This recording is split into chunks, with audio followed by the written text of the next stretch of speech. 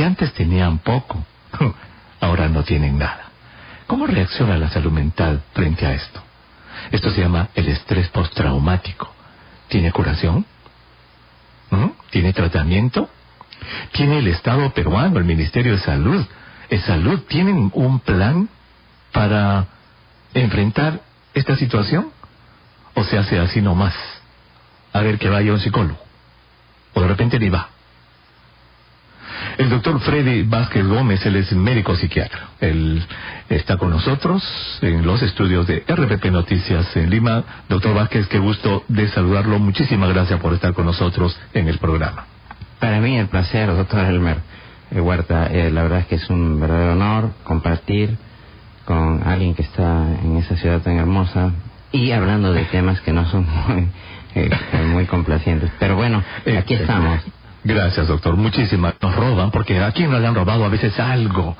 Uno siente esa sensación de que a uno le han arranchado un pedazo de uno, ¿no? Si le roban la cartera, a veces le roban la billetera o le roban algo en el carro, el espejo, una llanta en el carro. Uno se siente mal porque es como que si a uno lo han violado, pues, en su pertenencia.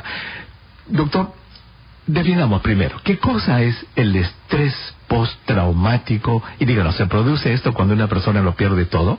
El estrés postraumático es una condición muy conocida en la que es la única en la salud mental en la que se conoce el origen. Es decir, el que se haya dado esta situación de pérdida, de robo, de humillación, etcétera. Usted muy bien ha mencionado.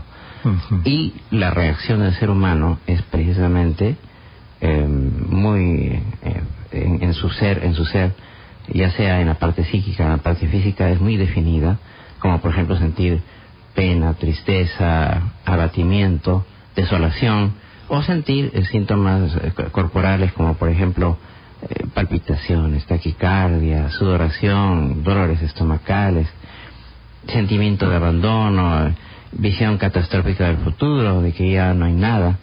Es una situación muy definida por la clasificación quinta de la Asociación Psiquiátrica Americana, ¿no? Entonces, pero fíjese usted, y estoy seguro que nuestros oyentes se han dado cuenta, usted en la lista que nos ha dado dos tipos de síntomas. Unos que tienen que ver con la salud mental, la desesperación, la tristeza, las ganas de llorar, pero también ha dicho taquicardia, dolor de vientre, o diarreas, o decir, síntomas somáticos en el cuerpo. O sea que en esta condición, el estrés postraumático, hay una mezcla de ambos tipos de síntomas, tanto de la salud mental, síntomas emocionales, como síntomas somáticos. Doctor.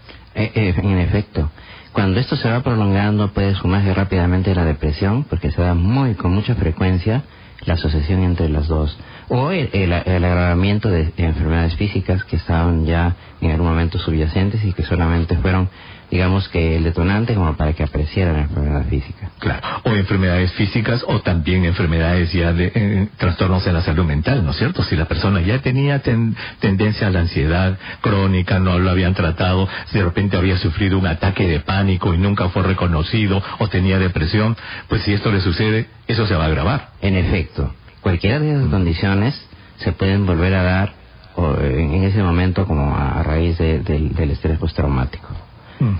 Ahora, dígame, doctor, ¿esto ataca a toda edad? ¿Hombres, mujeres, niños, jóvenes, adultos? No respeto a los géneros, pero hay una ligera predominancia en contra de las mujeres. Tal vez 2-1. Son ellas las más afectadas en esta situación postraumática. Pero no respeta sí. No respeta, ¿con respecto a la edad? La edad siempre va desde los chiquillos, desde 13, 14 años para adelante, aunque en realidad la forma de manifestarse en los niños es diferente que en la de los adultos. O sea, cuando usted me dice 12, 13, ¿significa esto que un chiquito de 5, 6, 7, 8 años no lo sufre o lo sufre de otra manera? Sí, lo sufre de otra manera, lo sufre conductualmente, cambios de comportamiento, irritabilidad, se vuelve hostil, irritable, no hacer caso cuando uno le da órdenes. Está viviendo a su manera el estrés postraumático. Y tiene pesadillas, terror nocturno, se orina en la cama o hace sus necesidades en la cama, y nosotros a veces no nos damos cuenta y pasamos por alto esto. Muy bien. Doctor, vamos a escuchar la hora satelital en RPP Noticias. Cuando regresemos vamos a seguir conversando sobre esto y vamos a ver cómo reconocemos esto ya en una persona y cómo se hace la evaluación en el campo. Regresamos. 49 minutos pasaron ya después de las 11 de la mañana en todo el Perú. 49 minutos pasaron después de las 10 de la mañana en México. Estamos en Acapulco, originando esta señal de Cuidando tu Salud. Si usted recién se pone nuestra transmisión, si usted recién prende la radio, estamos conversando con el doctor Freddy Vázquez Gómez, médico psiquiatra, sobre el estrés postraumático que sufre una persona al perderlo todo. Y todo esto a raíz de que muchísimos peruanos han perdido prácticamente todo en estos huaicos, han perdido lo poco que tenían, lo mucho que tenían, lo han perdido prácticamente todo.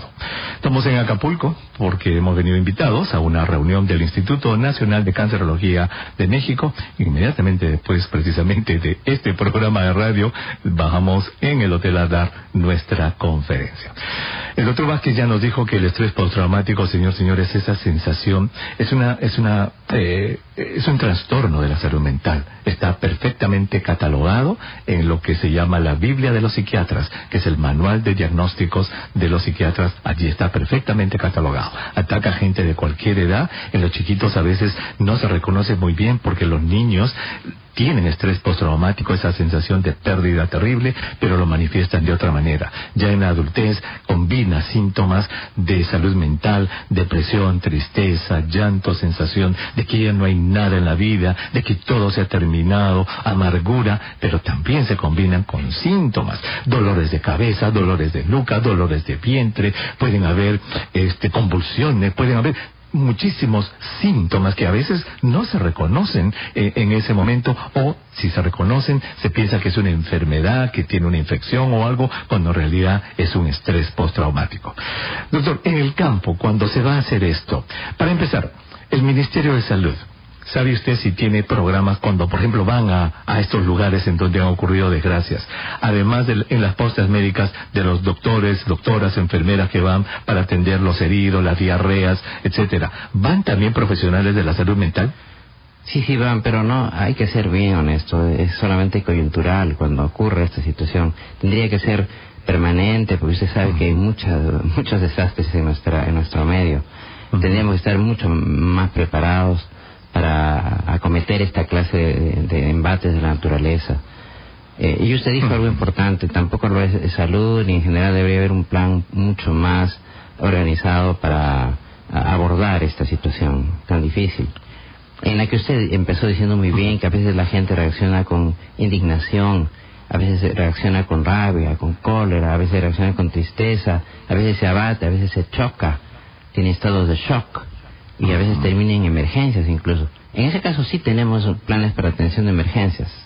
El nuestro, donde tengo la suerte de estar, que es el Noguchi, ahí tenemos una emergencia para atender esta clase de situaciones, donde la persona llega chocada. Ya estamos recibiendo estos casos porque cada vez está más cerca del centro de la ciudad, estos huaicos, estos desbordes que han dejado a la gente sin nada. También, por ejemplo, para estos flashbacks, es decir, la persona a los pocos días cree que de nuevo otra vez su casa va a ser inundada y se levanta despavorida y entra en estados de pánico, sobre todo en las noches, y llega así en esa condición a las emergencias. Muy bien, entonces pues reaccionamos, vamos, el profesional de salud mental puede llegar, evaluar. Doctor, ¿y qué se hace? Esta situación, ¿cómo se conforta una persona que lo ha perdido todo? Usted le dice, señor, tranquila, por favor, no se ponga así, le da medicinas, y el paciente le dice, señor, doctor, yo he perdido todo, no se da cuenta, mire, no tengo nada. ¿Cómo tratan los psiquiatras un estrés postraumático? Muy bien, doctor, una pregunta básica. Primero tenemos que hacer un triaje, trabajar en equipo, enfermera, médico, psicólogo, trabajadora social, para hacer un triaje, seleccionar aquellas personas que acometen de una manera proactiva y luchan y son solidarias y tratan de construir su pueblo, su casa, su ciudad. Pero también hay que seleccionar a aquellos que están ya son víctimas del estrés postraumático, para tratar de seleccionar y ver la gravedad del caso. Y de acuerdo a la gravedad del caso, uno intenta darles algunas técnicas psicológicas para controlar sus problemas. Eso es lo que se recomienda. Cuando vemos que ya no es así, los medicamos, y la medicación que se requiere estos son antidepresivos, los llamados inhibidores selectivos de la recaptación de serotonina, aquellos que ayudan a mejorar la ansiedad y la depresión. No se aconseja mucho darles tranquilizantes porque podrían acostumbrarse y depender de ellos, ¿ya? Pero en todo caso, en resumen, se va seleccionando la gravedad del caso, y a los más, a los más urgentes se les va a dar este tipo de medicación que dije, de medicación. Y a los menos urgentes se les dará a ver, en este hueco que hemos tenido, doctor, en Arequipa, en Huarochirí, ¿se ha hecho esto? Desgraciadamente no. Hay algunas brigadas que va y no. Usted sabe, mi querido doctor, que no se ha dado, sinceramente. No se ha dado. O sea que eso indica de que las cuadrillas que van a atender, porque hay cuadrillas que han ido del Ministerio de Salud, sabemos, se han ido a atender los huesos, los riñones y la piel y la cabeza de las personas, pero no han ido a atender la salud mental de las personas. Eso es una verdad bien clara. Y usted sabe que hay, al mínimo, nosotros calculamos siempre entre 8 a 10% de gente que va a hacer el trastorno psicosomático, netamente. Por supuesto.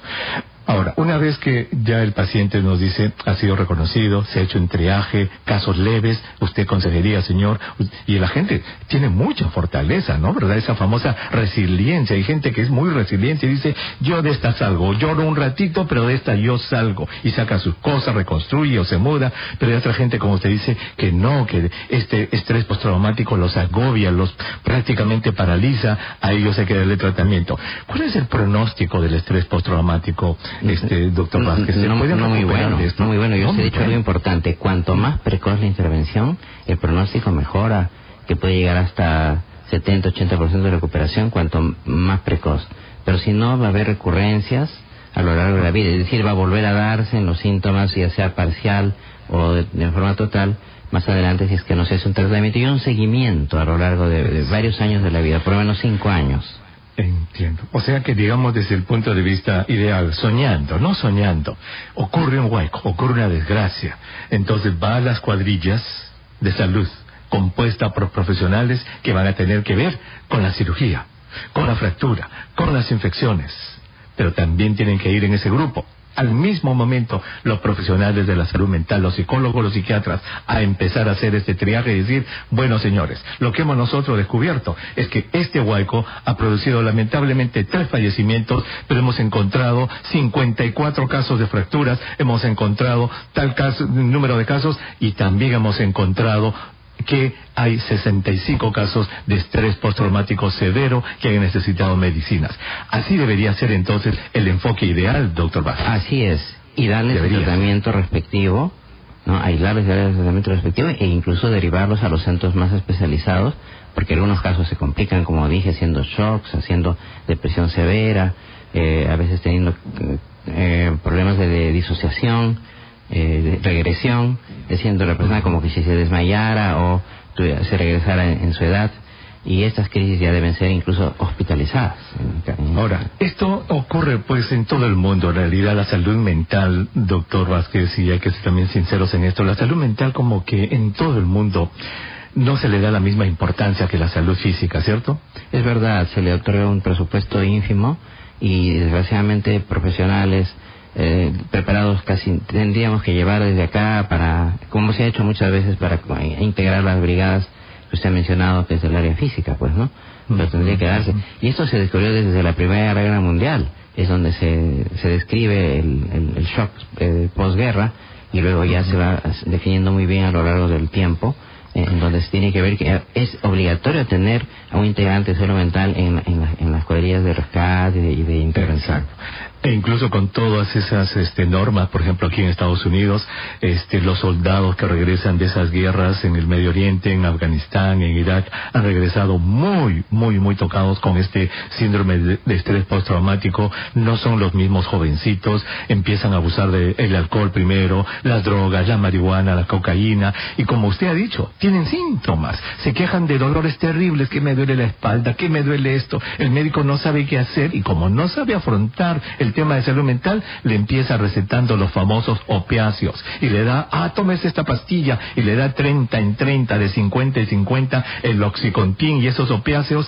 se vuelven adictos estos muchachos a los opiáceos. Cuando ya el doctor no le quiere dar receta, ahora la heroína está baratísima en las calles en Estados Unidos, compran heroína, y ahora hay un tipo de heroína sintética, doctor, que dicen que 2 granitos de sal, del tamaño de sal de esta heroína, puede matar a una persona, y en este momento casi 40,000 norteamericanos están muriendo por sobredosis de opiáceos en el país, y muchísimos de ellos son jovencitos con este síndrome de estrés postraumático provocado en la guerra. ¿Por qué? Como usted dice, no sabemos apreciar el valor que tiene la salud mental. Claro, y desgraciadamente algunos de ellos de alguna manera se psicotizan y vuelcan su odio, su venganza en contra de sus compañeros, de sus profesores. Correcto. Van y matan a otra en forma masiva, claro, y luego se lo hemos suicidan visto como también. consecuencia, claro. O se suicida, exactamente.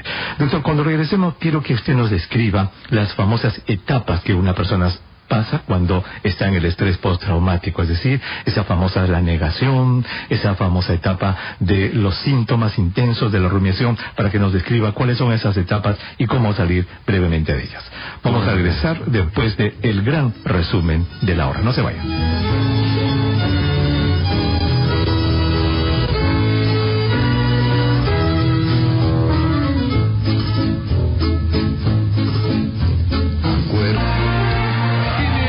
Exactamente 7 minutos pasaron ya después de las 12 del mediodía en todo el Perú. 7 minutos pasaron después de las 11 de la mañana en esta bellísima ciudad de Acapulco. Acapulco de Juárez, ese es el nombre correcto de la ciudad, que queda en la costa del Océano Pacífico de México.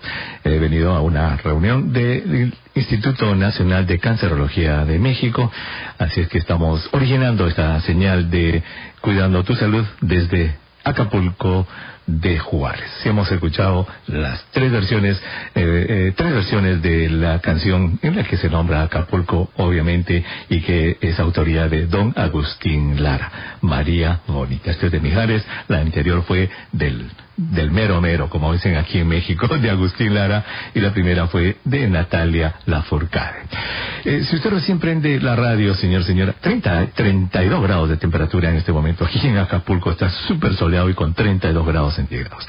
Estamos conversando con el doctor Freddy Vázquez Gómez, él es médico psiquiatra, y estamos conversando sobre lo que es el estrés postraumático, ¿verdad? Esto a raíz de que muchísima gente, muchísimos peruanos, pues han perdido todo con estos huecos. Le decía a usted, llegue a su casa y no encuentra nada, señora, no encuentra nada. ¿Cómo le afectaría eso? Nos ha dicho que eso se llama el estrés postraumático, produce síntomas tanto a nivel de salud mental como síntomas a nivel de la salud física de la persona, y en muchas personas puede pasar.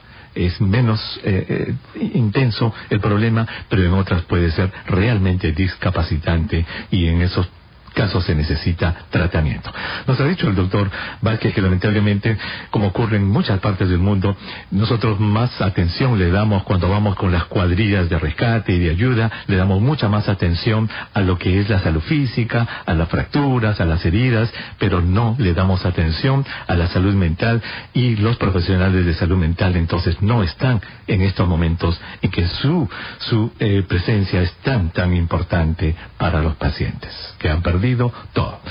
Doctor Vázquez, entonces ya nos ha dicho también que existe tratamiento. Eso se hace escalonadamente de acuerdo al nivel de gravedad de la persona. Para casos leves la consejería basta, para casos más severos hay que dar antidepresivos del tipo de medicamentos que elevan la cantidad de dopamina en el cerebro. Serotonina, perdón. Doctor Vázquez, descríbanos brevemente esas famosas etapas por las que pasa el síndrome de estrés postraumático, porque conociendo esas etapas la gente quizá pueda salir más fácilmente de ellas. Naturalmente, en forma general le puedo mencionar que mucha gente que encuentra así sus casas destruidas, derruidas, a veces como que se quedan incrédulas, que no aceptan. Puede ser que algunos días no acepten esta condición y por lo tanto no se movilizan, se quedan en una inmovilización y como que no quieren comunicarse con su medio ambiente. Y progresivamente a lo largo de los días como que van aceptando y luego entran pues en depresión o lloran y a veces se quedan inmóviles o a veces se ponen proactivas, como dije hace un rato, a integrarse en aquellas personas que sí tienen digamos, un liderazgo para reconstruir la casa, la ciudad, el barrio, ¿no? A esa primera etapa se le llama pues la negación, cuando usted dice yo no creo. A pesar de que están viendo, dicen no creo que esto me haya pasado a mí, no creo. Y pues dicen, la mayor parte de la gente acepta, después de unas horas, unos minutos, bueno, dice sí. Y luego viene esta etapa que yo le llamo la rumiación. Sí, están dando vueltas y vueltas, y por qué me ha pasado, por qué esto a mí, ¿por qué tenía que ser así? ¿Por qué no al vecino, etcétera? ¿Por qué me vine yo a mudar a este sitio? Exacto. Y yo tengo casos, por supuesto que esto ocurre cuando sucede el cáncer también, cuando diagnosticamos cáncer, doctor. Mucho, claro. Viene el estrés postraumático por el cáncer. Entonces, en esta segunda etapa de la rumiación, yo he escuchado a pacientes blasfemar. Sí. Blasfeman y dicen, Señor de los milagros, yo a ti toda mi vida te he adorado, te he dado todo, ¿por qué me has abandonado? Exacto. Dice la gente. Y en ese momento a veces desean morirse o por mano propia terminar su vida, ¿no? Correcto. De ahí viene la tercera etapa ya en la que la gente acepta y se pone a la realidad, se resigna. Y ahí es donde empieza a salir la resiliencia y dice, yo voy a salir de esta. Pero otra gente no se recupera, doctor. Claro, yo antes quería ver, cuando se resigna, ahí es donde vamos a aprovechar para que se deje ayudar, para que permita que nosotros ayudemos, es donde mejor se puede ayudar. Ahora, si se resigna en una lucha, es que ya tenemos un problema más serio todavía, pues, ¿no?